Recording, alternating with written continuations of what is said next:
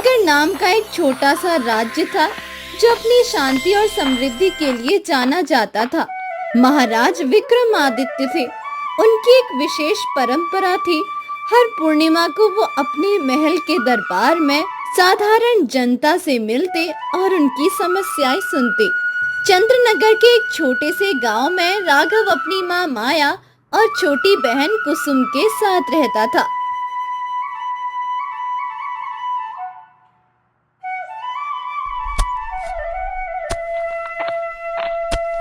राघव बेटा, थोड़ा रुककर खाना खा ले।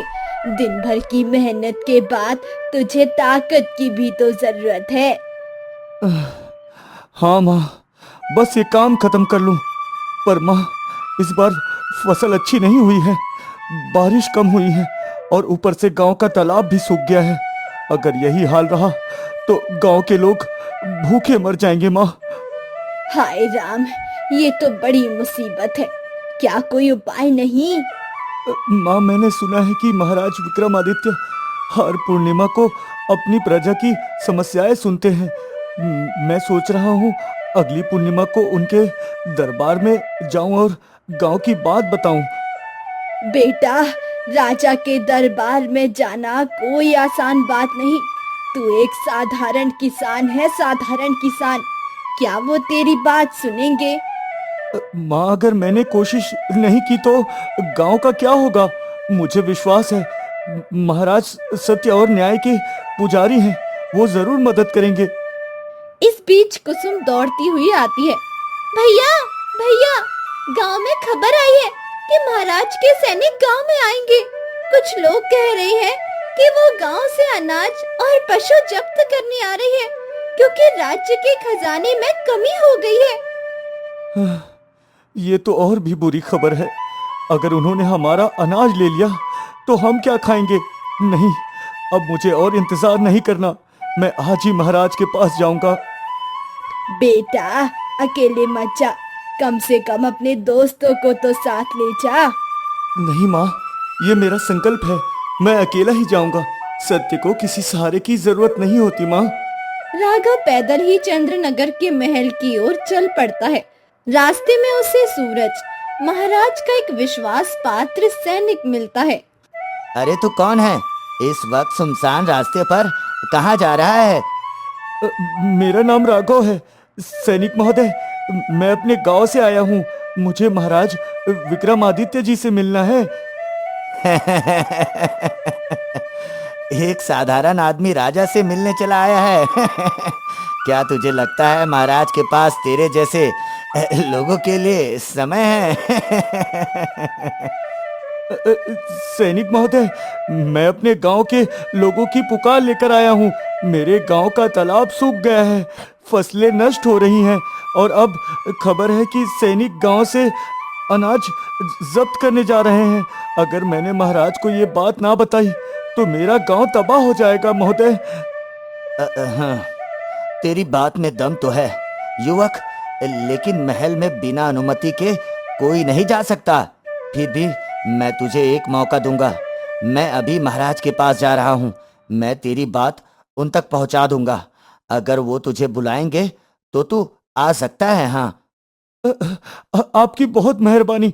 कृपया महाराज को मेरी व्यथा जरूर बताएं महोदय। सूरज महल की ओर चला जाता है। महल में महाराज, आज मुझे रास्ते में एक युवक मिला जिसका नाम राघव है।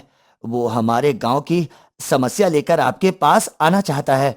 उसने बताया कि गांव में तालाब सूख गया है, फसलें नष्ट हो रही है और अब सैनिक द्वारा अनाज जब्त करने की खबर से लोग डरे हुए हैं महाराज। क्या? सैनिक द्वारा अनाज जब्त करने की बात? मैंने तो ऐसा कोई आदेश नहीं दिया। ये खबर कहां से आई?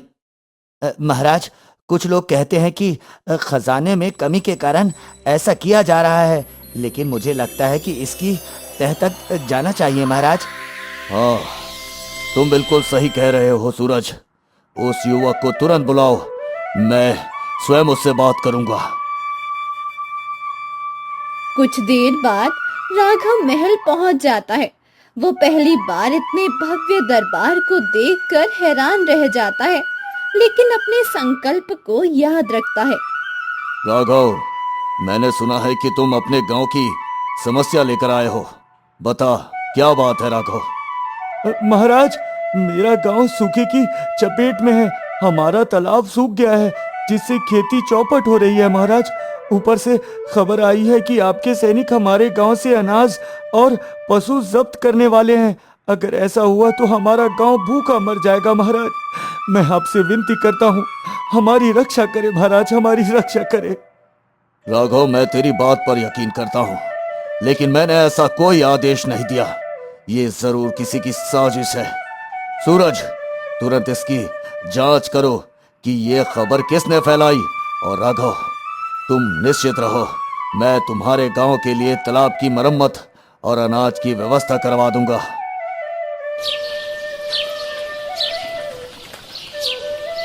कुछ दिनों बाद सूरज एक चौंकाने वाली खबर लेकर महल पहुंचता है।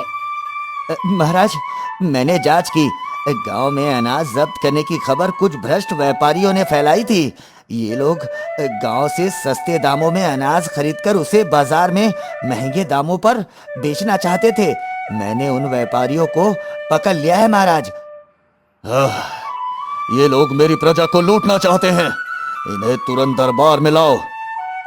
व्यापारियों को दरबार में लाया जाता है। राघव भी वहां मौजूद होता है। तुम लोगों ने मेरी प्रजा को धोखा देने की हिम्मत कैसे की? बोलो, क्या सफाई है तुम्हारे पास? व्यापारी डर के मारे सत्य उगल देते हैं और माफी मांगने लगते हैं। तुम्हारी सजा तो मैं तय करूंगा। तुम्हारा सारा अनाज गांव में मुफ्त में बांटा जाएगा और तुम्हें 1 साल तक जेल में रहना होगा। सूरज, इसकी व्यवस्था करो। महाराज, अगर आपकी आज्ञा हो तो मैं कुछ कहूँ महाराज। हाँ हाँ, बोलो राघव। महाराज, इन व्यापारियों ने गलती की, लेकिन अगर उन्हें सुधरने का मौका मिले तो शायद वो भविष्य में ऐसा ना करे। मैं विनती करता हूँ, उनकी सजा को कम करे और उन्हें गांव के तालाब की मरम्मत में काम करने का आदेश दें। इससे गांव का भला होगा महाराज, और उन्हें अपनी गलती का एहसास भी। हाँ राघव, तुम ना केवल सच्चे हो बल्कि दयालु भी हो। तेरी बात मान ली जाएगी। व्यापारियों, तुम्हें जेल की सजा से मुक्ति दी जाती है, लेकिन तुम्हें गांव की तालाब की मरम्मत में श्रम करना होगा। हाँ, हो जाता है। फसलें लहलहा रही है। एक दिन महाराज विक्रमादित्य गांव का दौरा करने आते हैं। माया और कुसुम उनकी आगवानी करती है। महाराज, आपने हमारे गांव को नया जीवन दिया। हम आपके ऋणी हैं। माया, ये सब राघव की हिम्मत और सत्यनिष्ठा के कारण हुआ। मैंने तो बस अपना कर्तव्य निभाया। राघव को बुलाया जाता है। राघव, मैंने तुझे अपने दरबार में सलाहकार के रूप में नियुक्त करने का निर्णय लिया है। क्या तुम मेरे साथ चंद्रनगर चलाओगे? महाराज, मैं तो एक साधारण किसान हूँ महाराज। राघव, सत्य और हिम्मत किसी को भी महान बना सकती है। तुमने ये सिद्ध कर दिया है। अब मेरे साथ चलो और मेरी प्रजा की सेवा करो भाई। हाँ। हाँ महाराज, अगर आपका यही आदेश है तो मैं आपकी सेवा में हूँ महाराज। लेकिन मेरी एक विनती है, मेरी माँ और बहन का ख्याल रखा जाए महाराज। हाँ हाँ राघव, उनकी चिंता मत करो, वो मेरे परिवार का हिस्सा होगी। हाँ भैया, तुम अब राजा के सलाहकार बनने जा रहे हो। मेरा बेटा, मुझे तुझ पर गर्व है। राघव ने महाराज विक्रमादित्य के सलाहकार के रूप में चंद्रनगर की सेवा शुरू की। उसकी सत्यनिष्ठा और बुद्धिमानी से न केवल उसका गांव बल्कि पूरा राज्य और समृद्ध हुआ। माया और कुसुम को राजमहल में सम्मान मिला और सूरज राघव का एक विश्वसनीय मित्र बन गया। राघव ने सिद्ध कर दिया कि अगर मन में सत्य और हिम्मत हो तो एक साधारण किसान भी इतिहास रच सकता है। सत्य और हिम्मत के बल पर कोई भी अपने भाग्य को बदल सकता है और समाज के लिए प्रेरणा बन सकता है।